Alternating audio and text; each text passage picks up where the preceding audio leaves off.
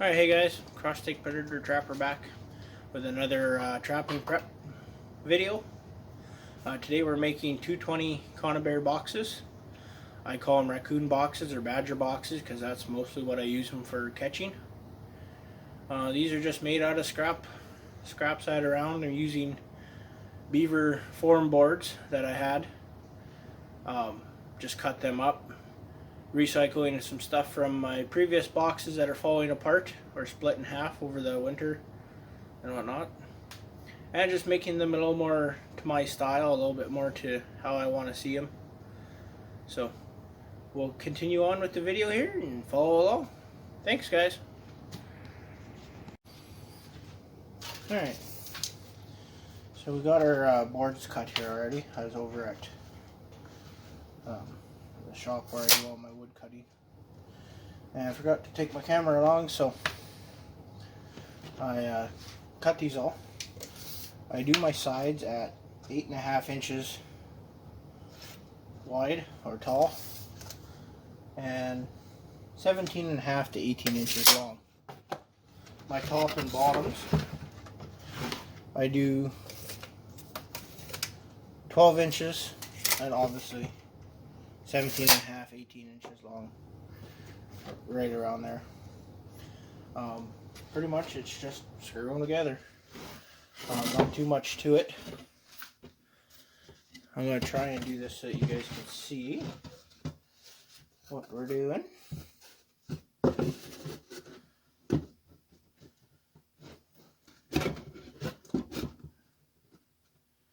Line these ends up.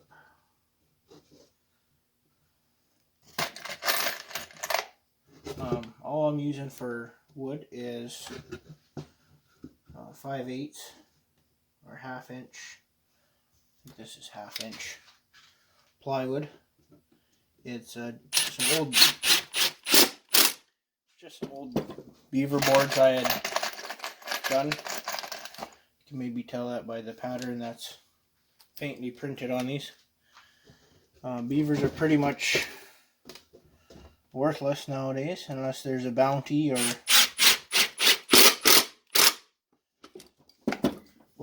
incentive to trap them. Still quite a few around, but yeah, just not really worth going after them. So we repurposing a couple of boards. My other raccoon boxes were splitting and falling apart.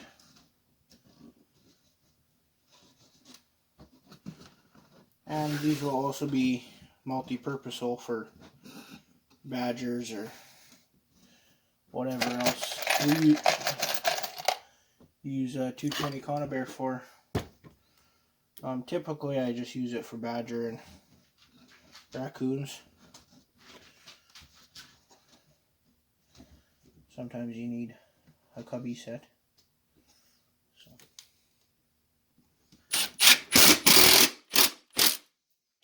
Cubbies work great for badgers. Not quite as good success as we would normally like on badgers this winter, but we also faced a lot of cold days.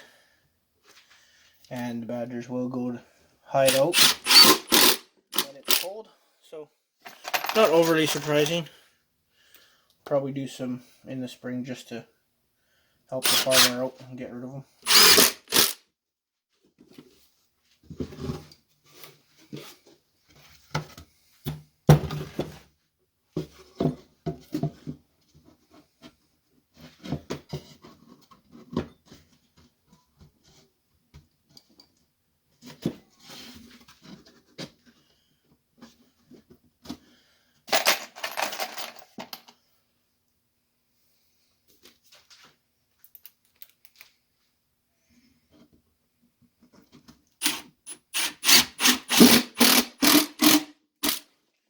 I'm using a number 8 by 1.5 inch screw.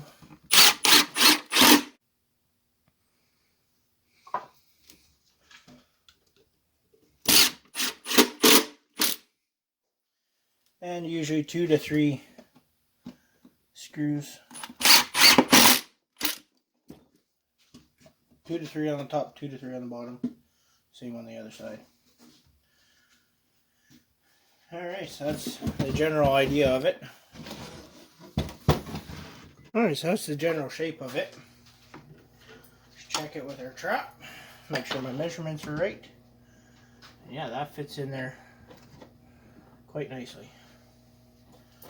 So, now it's time to cut the notches. And when I do that,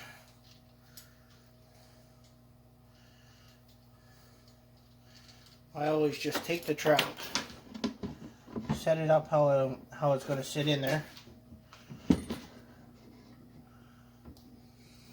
Let's give a bit of an angle like that, kind of. And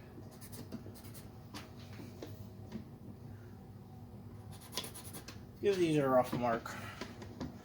I mark one side, then I'll measure up and move it over.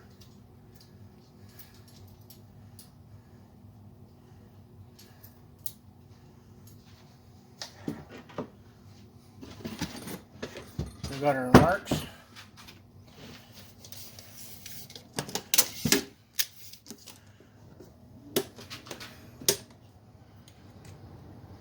Bottom mark at 4, top mark at 5 1/4.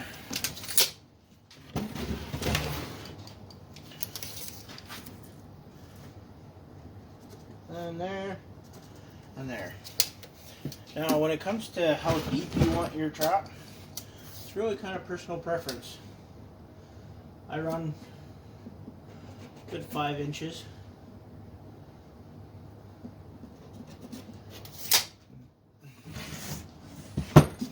And then mark your heights back here as well. Just helps to keep everything nice and square. Sorry, the big head's probably in the way.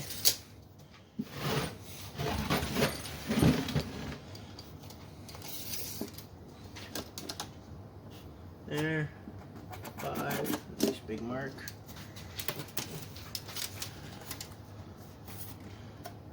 4.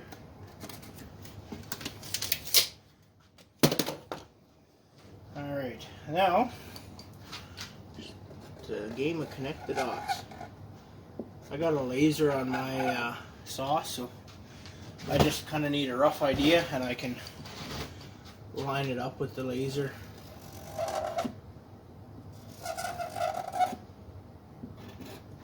So obviously, if you don't have a laser on your saw, you would aim to be a little more precise. And we come along with our saw.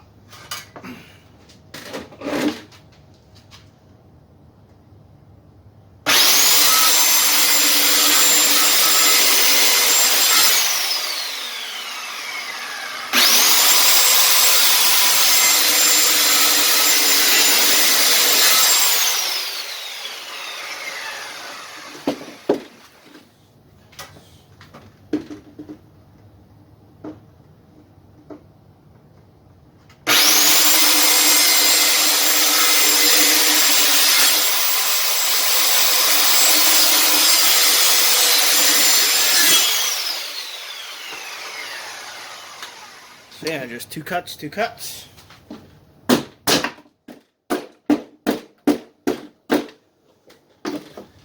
And just take your hammer and break that notch out.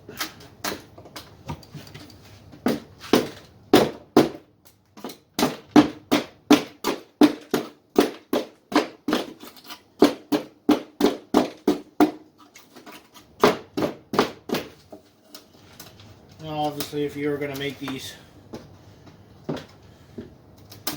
and you'd be giving them away or you're going to be selling them, you know, you might want to take a little more care in some of this, but these are just for my own personal use. And I've checked with the raccoons and the badgers. They don't really care what they look like as long as there's food in them.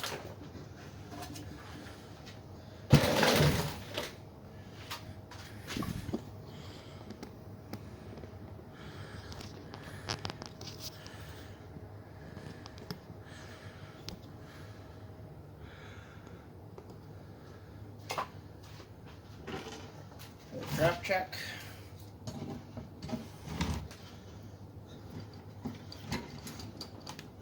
Sits nice back in there. And that's really pretty good, guys. That badger or that raccoon comes in and they see that nice big open square, they're going right for the bait. So now we'll just put a screen on the back. I'm big into repurposing things, so I took the screens off my old dilapidated boxes that were falling apart because the screens, which are just 1/2 inch square mesh cloth, are not going to fit in here, obviously, because my other boxes were squared or smaller and tapered, so they fit a 220 in the front, but the back was tapered down. I bought them off a other trapper that I think was using them for marten and mink or marten and fisher, so he wanted the taper box so that he could use one box with a variety sizes of traps, like 160, 120s, etc. Right? So he had long notches and tapered. So we are going to fill this in a little bit just by simply putting in a few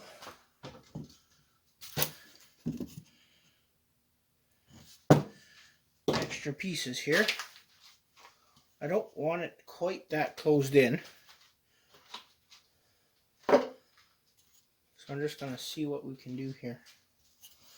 Maybe if we went this, because the main thing is I want some air in there to travel through the box to help get that scent out. I mean, I could just not be cheap and get some bigger mesh, but as we all know, fur prices maybe not the hottest, so we'll see what we got here.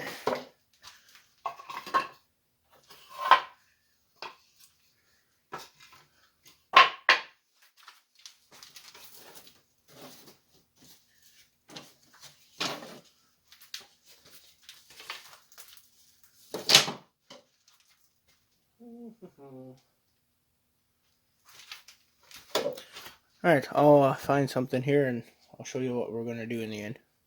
Alright, so what we did here in the end, we just cut some, or I just cut some those slats that I had. Just trimmed them down and made them fit here. Oops, that one's a bit big. Try and find one of these smaller ones. Drop that on this floor again.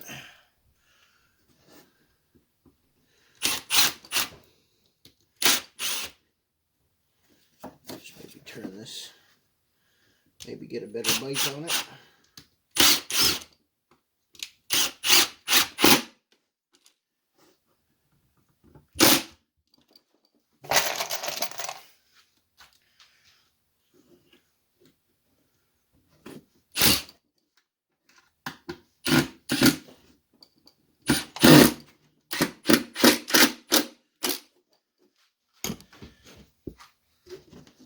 Another reason I like to have a screen on the back rather than a solid piece here is it gives the animal a chance. If he comes around the back, he can see the bait, and then he's going to start working the box to find a way in to that bait. I've never had them pull at the screen or rip the screen off the back. I have heard from some guys that is a possibility, but I haven't had issues with that.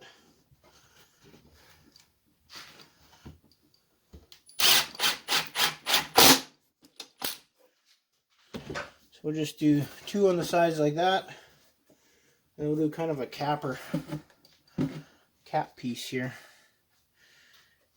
which I think I'm going to do. Nope, cut that.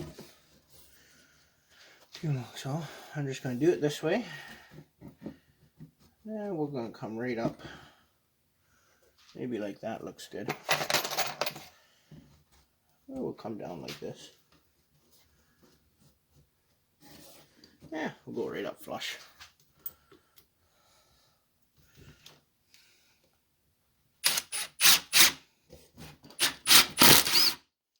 Oh, and another screw there.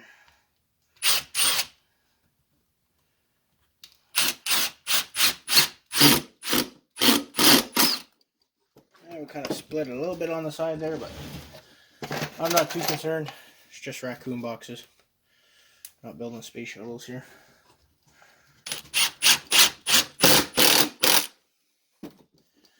There. Oh, something like that.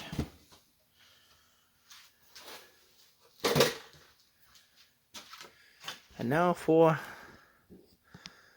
the screen.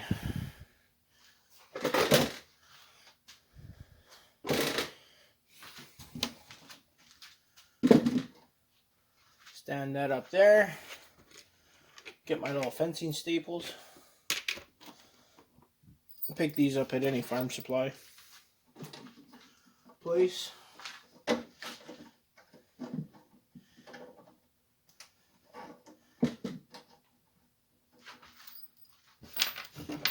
my hammer.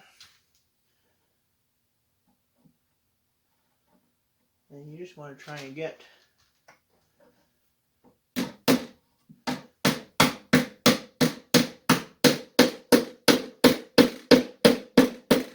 grab the corners like that. It'd be nice if the staples went all the way in, but such is life. And we're just going to kind of cross.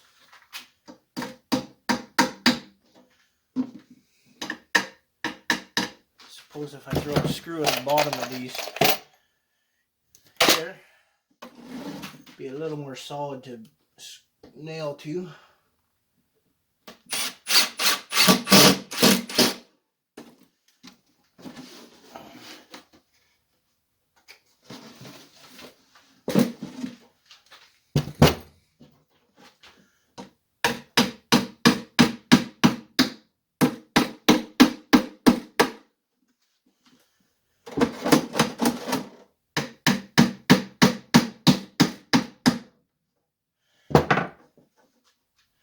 The same thing, if you're tearing apart coon boxes and making new ones, I just use the screwdriver and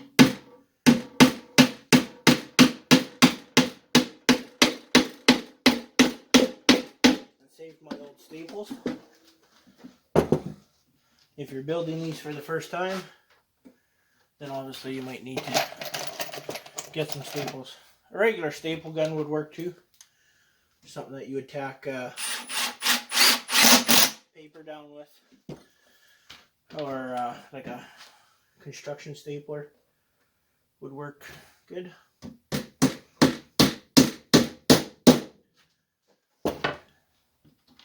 And then right here, where I kind of jump up onto that little add-on piece,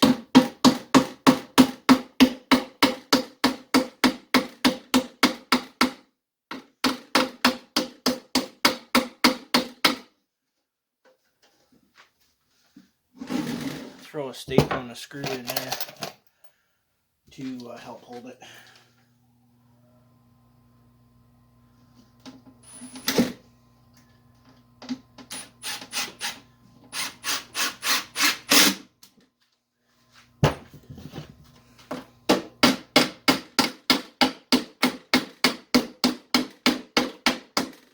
Just keep their little paws from trying to get after that.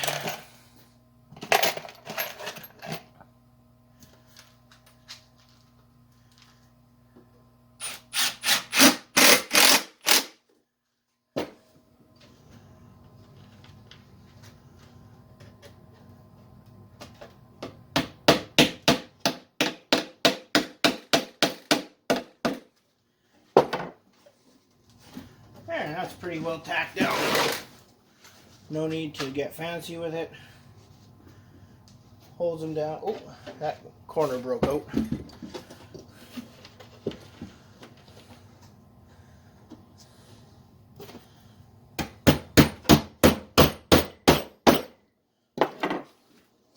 Just put another one there because this one ripped out.